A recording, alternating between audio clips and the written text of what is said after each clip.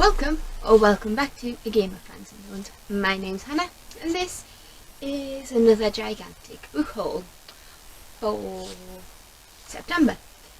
And before anybody says anything, I am actually going on a book buying ban. It starts now, because it's the 1st of October. So hopefully, fingers crossed, I will not have another giant book haul for you. The only exception to that is the subscription boxes, because I'm not cancelling them. So let's just dive right in. As usual, I have tried to separate these by age group. I don't really do the genre separation, as you know, because the majority of what I read is fantasy. But we are branching out, I would say. So we'll just get into it. So I'll start with the children's books, or at least the middle grade. The ones I picked up from the middle grade section, you know the gist. We have these ones here. We have An Escape.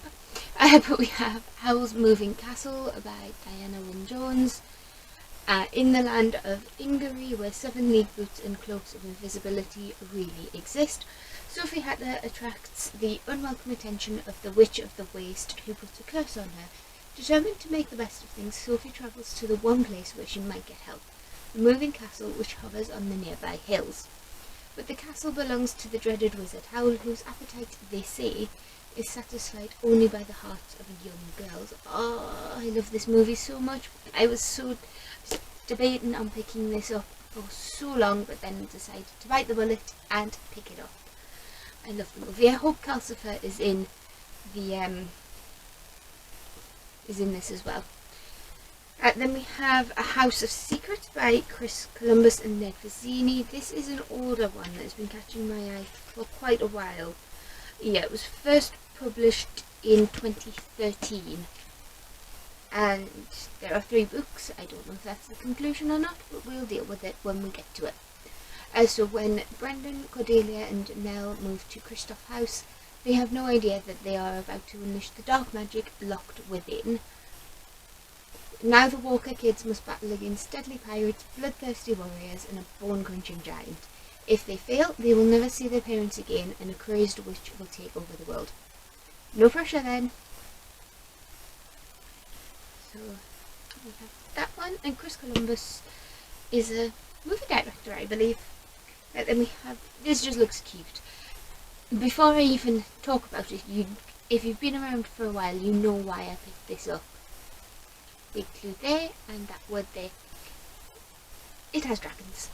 So 1835, Cabin Boy Sims Covington is on the voyage of a lifetime to the Galapagos Islands with the world famous scientist Charles Darwin. But when Sims falls overboard during a huge storm, he washes up on an unexplored island.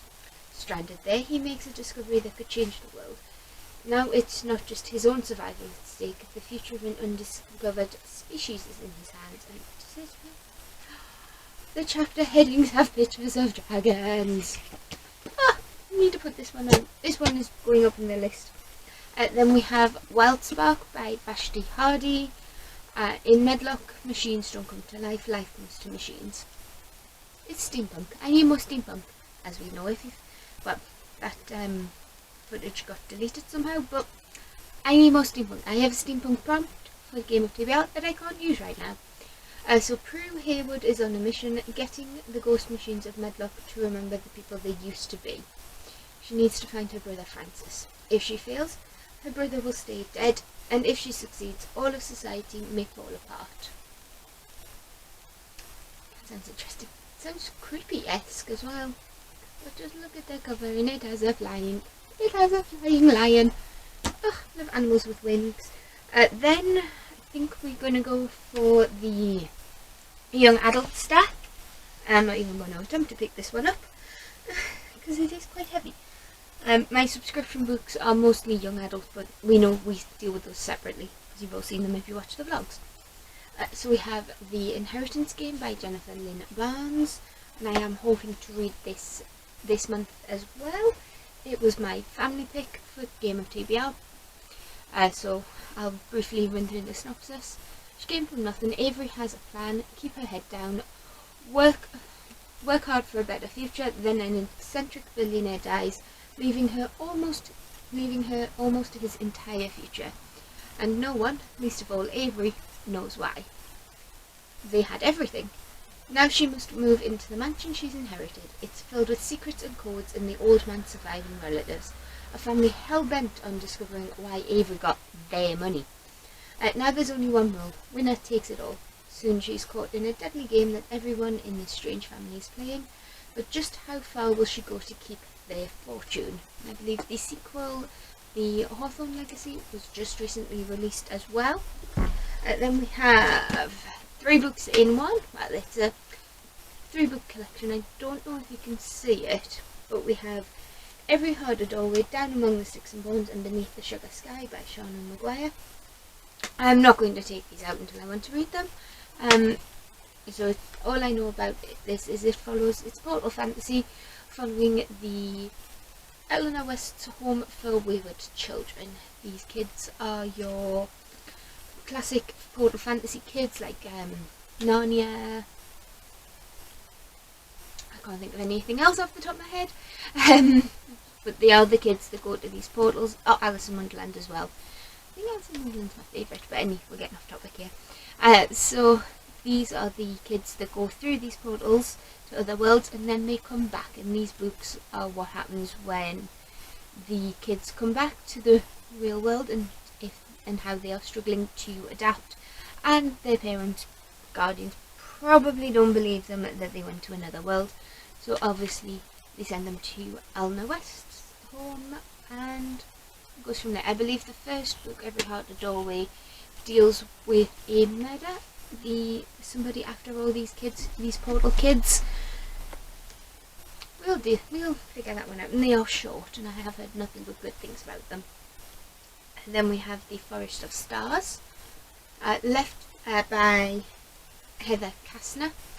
Left all alone after her mother passes away, 12-year-old Louisa watches the sky for her father. Long ago, a powerful gust of wind stole him away on the wings of his untamed magic, the same magic that stirs within Louisa.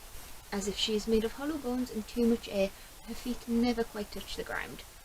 But for all her sky-gazing, Louisa finds her fortune on the ground when she spots a ticket to the carnival beneath the stars. If her father fits in nowhere else, maybe she'll find him dazzling crowds alongside the other strange feats. Yet after she arrives, a tightrope act ends disastrously and suspiciously. As fate tugs Louisa closer to the stars, she must decide if she's willing to slip into the injured performer's role, despite the darkness looking at the carnival's magical threads. Oh, I love a dark circus story. Either go romantic or creepy. And I'm hoping this one doesn't have clowns, because I cannot stand clowns. Then we have... Is this going? Not quite. I went on a romance binge. As you can tell by a lot of the adult books as well, but we have Reputation by Lex Croucher, As If Bridgerton and Fleabag Had a Boot Baby. Do we need to know more? Probably. I'll read the synopsis. Abandoned by her parents in favour of a sea view, middle-class Georgiana Ellis has moved to a new town to live with her dreary aunt and uncle. At a particularly dull dinner party, she meets the enigmatic Frances Campbell, a wealthy socialite and enchanting member of the in crowd. Through Frances and her friends, Georgiana is introduced to a new world of wild parties, drunken debauchery, mysterious young men with strangely alluring hands, and the sparkling upper echelons of Regency society. Like everybody, I think I got obsessed with Bridgerton and want more, so this will have to do until this next series is released. Then we have Hani and Ishnu's Guide to Fake Dating. The sticker is in the wrong place. Easygoing and popular, Hani Khan has it all, until she comes out as bisexual and her friends don't believe her. An academic overachiever, Issue Day has a lot to prove, but her shot at head girl relies on being popular, doesn't it always? Their solution pretends to be dating, even though they hardly know each other and definitely don't like each other. But as they get closer, things get messy. Can two Bengali girls find happily ever after, even when the odds are stacked against them? And this is the author who also wrote The Henna Wars, which I am interested in. I think it was The Henna Wars I was actually looking for, but found that one instead. But you know. Then I'll do that one next. Then we have Sorcery of Stones by Margaret Rogerson. Magic Library. It's a nice fluffy paperback. Such a pretty cover. All sorcerers are evil. Elizabeth has known that as long as she has known anything. Raised as a foundling in one of Austinia's great libraries, Elizabeth... I'm good. Sorry. Elizabeth has grown up among magical grimoires that rattle beneath the iron chains, capable of transforming into grotesque monsters. When an act of sabotage releases the library's most dangerous grimoire, Elizabeth is accused of treason. Dun dun dun.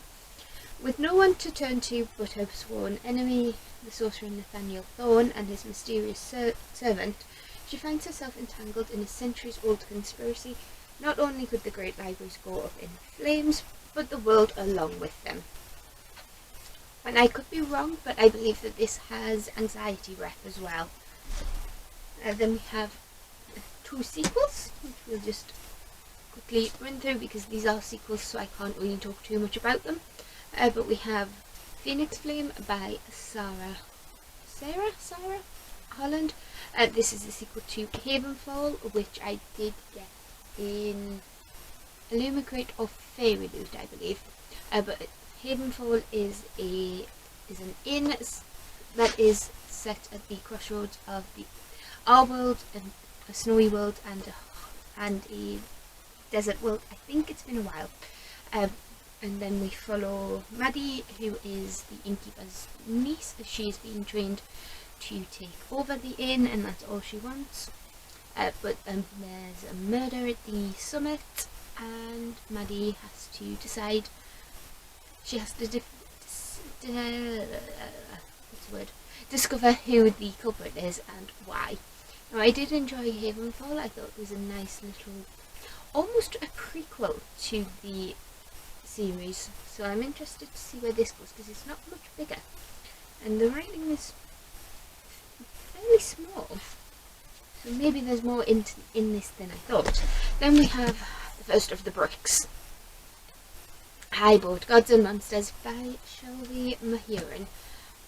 This is the conclusion to Serpent and Dove and Blood and Honey, which follow Lou, who is a witch, and Reed, who is a witch hunter. Lou is on the run from her past. Reed has no idea that Lou is a witch, and they end up having, through a series of events, they end up getting married. And the whole trilogy is them coming to terms with the marriage, their relationship, each other's secrets, and their own secrets, and their pasts. It is a big book, but I'd say they're fairly easy to read. Shelby Mahurin's writing style is very accessible, very easy. So we'll do the adult, and I'm sure someone will comment and say something is in the wrong pile. But adult and young adult for me just sort of blur, which is why a lot of the time I just put them all together. So we have Get a Life, Chloe Brown by Talia Hibbert. I'm actually reading this one, hoping to read this one this month as well. So I do have the other two somewhere, but I don't think anybody needs me to go through what these books are. But here they are. I have the other two. I have Get a Life, Chloe Brown, Act Your Age, Eve Brown, and Take a Hint, Danny Brown, and they're in the wrong order. That way. Eve, Chloe, Danny, Eve. So these follow each of the Brown sisters in their escapades to find love. Chloe is a chronically ill computer geek, and she devises a Get a Life bucket list, which involves many things, but having meaningless but really enjoyable sex and riding a motorbike. So she enlists the help of Red to do that, and I've heard very good things about all of these. Then we have Danny, who is a PhD student, and when the workplace fire drill goes wrong, she ends up being rescued by Zaf, who is a ex-rugby player and security guard, I believe. But there is more to them in this one, obviously, because Danny just wants a quick thing and Zaf is a secret romantic. Then we have Eve and Jacob. Eve is the youngest of the three sisters and has always been, and is a certified hot mess. And Jacob, I believe, has Asperger's or is on the autism spectrum, and he's always in control.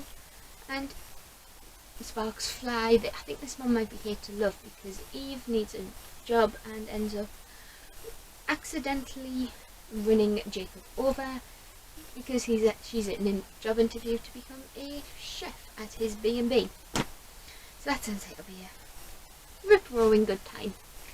Then we have the Fletcher by Beth O'Leary. I did read the Switch and absolutely really thoroughly enjoyed it. I think I gave it 4 out of 5 star. But this one is obviously her first. Following Leon and Tiffy, they share a one-bed flat. Tiffy has the flat at night because she works days, and Leon has it during the day because he works nights. So it kind of works, but obviously, how can you share a flat with someone you've never met? Then we have, we have for the Wolf by Hannah Witten. The first Daughters for the Throne, the second Daughters for the Wolf, and to be honest, that's all that got me. This seems to be a take on Red Riding Hood, which seems to be a theme at the moment, because I have Red Wolf by Rachel Vincent and The Wolf and the Woodsman by Ava Reed, just off camera there. Both my subscription boxes, actually. So as the only second daughter born in Centuries, Red has one purpose: sacrifice to the Wolf of the Wood in order to save her kingdom. She's almost relieved to go because she has this power she can't control, and at least in the Wilderwood she can't hurt those she loves. But the legends lie. The wolf is a man, not a monster, and her magic is a calling, not a curse. And if she doesn't know how to use this magic, the Wilderwood and her world will be lost forever. And this is the first in the series, and I don't know if this camera will pick it up. But it actually says the name of the series on the spine, which is always helpful.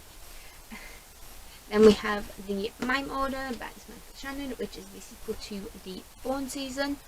And in the Bone Season, clairvoyancy is illegal, but we follow Paige, who is I think her father is a senator or a governor, and he protects her until she accidentally uses magic on the subway station to protect herself, but she is caught and is taken to Oxford, which is in this world at least, it is a city that was thought to be lost, but Paige ends up getting captured, taken to Oxford, and is embroiled in something that she really doesn't want to be in, but ends up escaping that and going on the run, which I think is where this one will pick up. I just love how simple these covers are.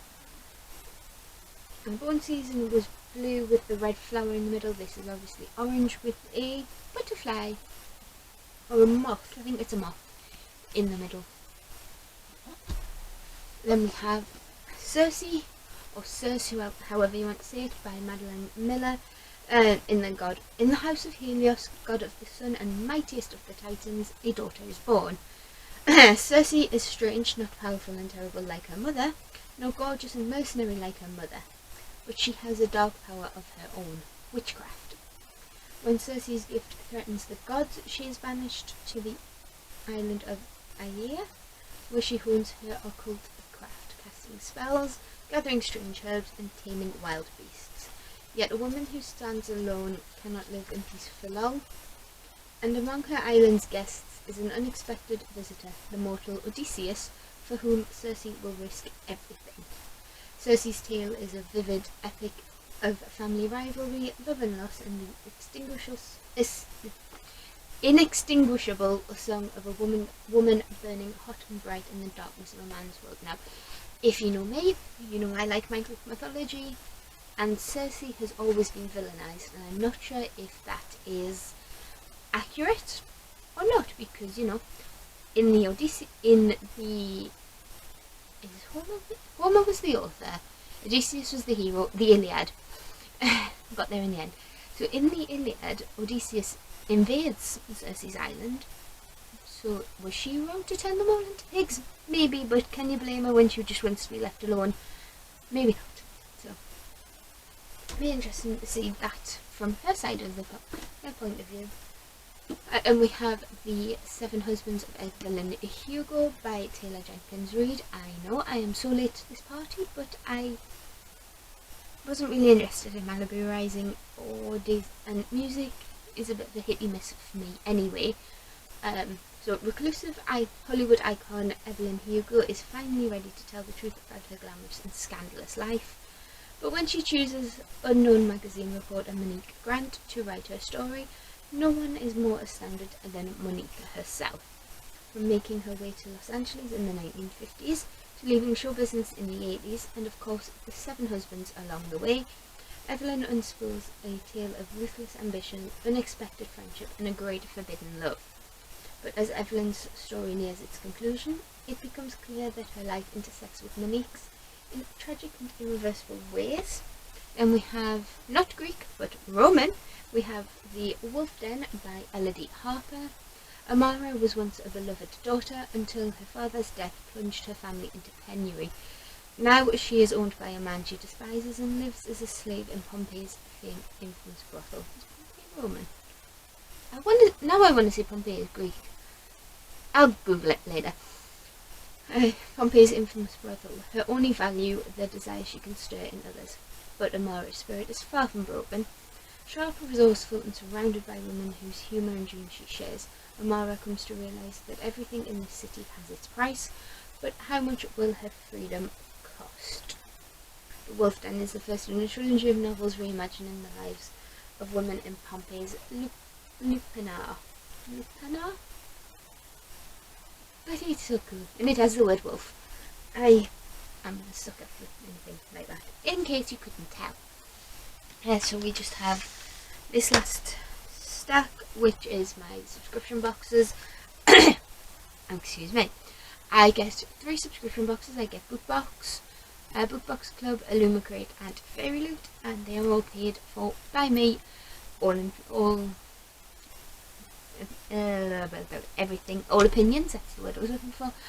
All opinions are my own, and I am not sponsored or affiliated in any way. I truly like books.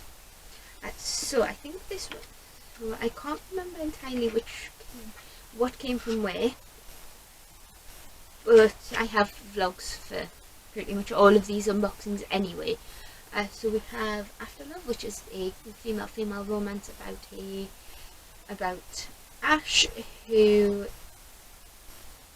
dies, but then on New Year's Eve she gets an invitation from the afterlife to join a clan of fierce girl reapers who take the souls of the city's dead. But Ash can't forget Poppy and will do anything she can to see her again, even if it means they only get a few days together. But this is a stunning cover. Then we have These Hollow Vows by Lexi Ryan. I think this was Fairy Loot. Yeah, so I think that one was Fairy Loot as well. So this one follows Bree, who would do anything before making a deal with the Fae.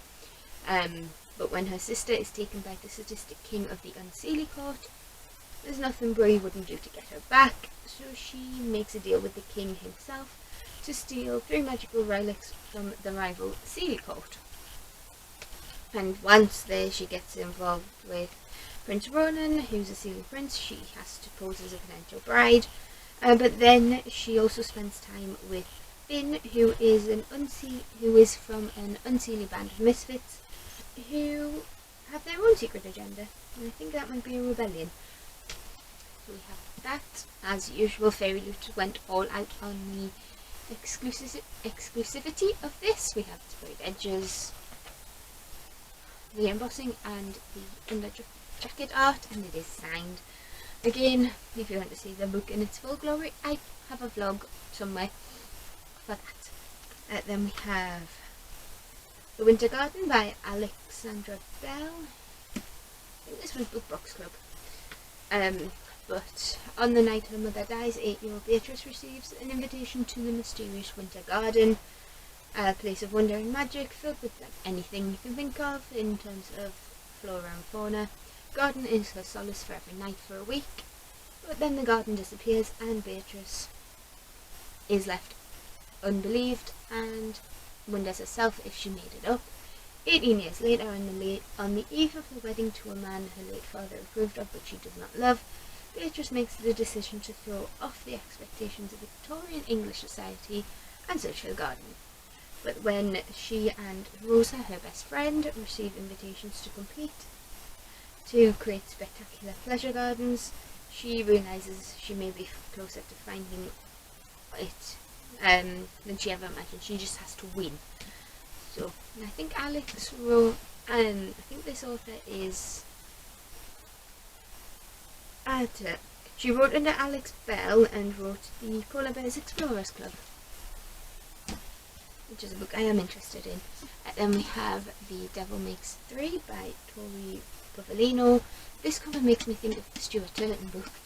I don't know why. I think this was Book Box as well.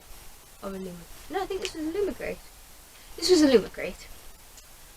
So when Tess and Elliot stumble upon an ancient book and hidden in a secret tunnel beneath their school library, they accidentally release the devil from his book-bound prison, and he'll stop at nothing to stay free. So he'll manipulate all the ink in the library books and murder in the stacks, and he'll bleed into every inch of Tess's life until his freedom is permanent.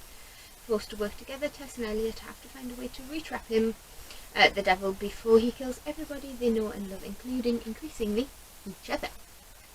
And compared to what the devil has in store for them, school stress suddenly doesn't seem so bad after all. Oh, I just love that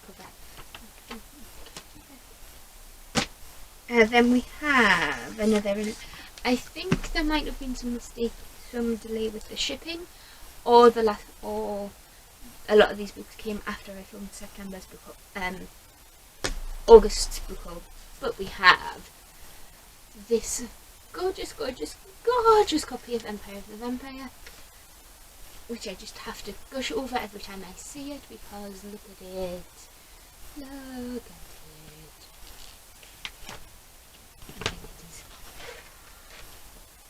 Look at the gold. Look at it. Look at it. But anyway, enough gushing, and I'll tell you what it's about. So it's been 27 long years since the last sunrise, and for those nearly three decades, vampires have waged war against humanity, building their eternal empire even as they tear down our own. Now only a few tiny sparks of light endure in the sea of darkness. Gabriel de Leon, half man, half monster, and the last remaining Silver Saint, a sworn brother of the Holy Silver Order, dedicated to defending the realm from the creatures of the night, is all that stands between the world and its end. Now imprisoned by the very monsters he vowed to destroy, the last Silver Saint is forced to tell his story. A story of legendary battles and forbidden love, faith lost and friendships won, of the wars of the blood and the Forever King, and the quest for humanity's last remaining hope, the Holy Grail. Now I am fully expecting to have my heart ripped out by this book, because we know Mr. Kristoff does not like happy endings. And I am very nervous for the end of Aurora, the Aurora Files. Is it Aurora Files? Aurora Rising, Aurora Burning, and Aurora's End. So I have read the first one, but then I promise we have the end. I have 2 books from Fairy Loot. I have Beasts of Prey by Ayana Gray. I can never say that, and I apologise if I'm saying it wrong. La Cosa was once a city of magic. Now magic is nothing more than a myth. Coffee is a beast keeper at La Cosa's infamous night zoo. caring for fearsome creatures to pay off her family's debt, until she mistakenly unleashes a wild and mysterious power that sends the Night Zoo up in flames. Ikon is destined to become an elite warrior like his father and brother before him, until the fire at the Night Zoo throws his destiny into disaster and he is cast out forever. Dun dun dun! Okay, I'm going to stop with the dun dun duns now. Thrown together, Coffee and Ikon have only one choice. They must enter the terrifying Great Jungle and capture the Shitani, the legendary monster that has plagued Lacossa for a century. Magic has returned to Lacossa, and the hunt has begun. Now that would be a dun dun dun moment, but I'm only doing one dun dun dun per book. Otherwise we're just going dun dun dun dun dun dun dun dun dun dun dun, and I'm losing. And then the last book is Bridget Kemmer's Defy the Night. And a spark of rebellion is all it takes to defy the night. The kingdom of Kandala is on the brink of disaster. Rifts between sectors have only worsened since sickness began ravaging the land, and the only known cure, an elixir made from the moonflower petal, is severely limited. Within the royal palace, the king holds a tenuous peace with a ruthless hand. Out in the wild, apothecary apprentice Tessa Cade is tired of seeing her neighbours as suffering, ignored by the unyielding royals. Every night, she and her best friend Wes risk their lives to steal moonflower petals and distribute the elixir to those who need it most. But it is still not enough. As rumours spread that the cure no longer works and sparks of rebellion begin to flare, a particularly cruel act from the king's justice makes Tessa desperate enough to try the impossible, sneaking into the palace. But what she finds on the inside makes her wonder if it's possible to fix Kandala without destroying it first. So that's all the books I have acquired in September. Book buying ban starts now, and if you have made it to the end of this video, thank you so much. Comment down below which of these books you've read, if you've bought the same ones as me, or the book you're most anticipating reading from your TBR, or from your latest purchases. And I have to find a way to put all of these on the shelves somehow. But that's it for this video. Give it a like if you liked it, and hit that subscribe button if you want to see this, talk about these, and I'll see you in the next one. Bye!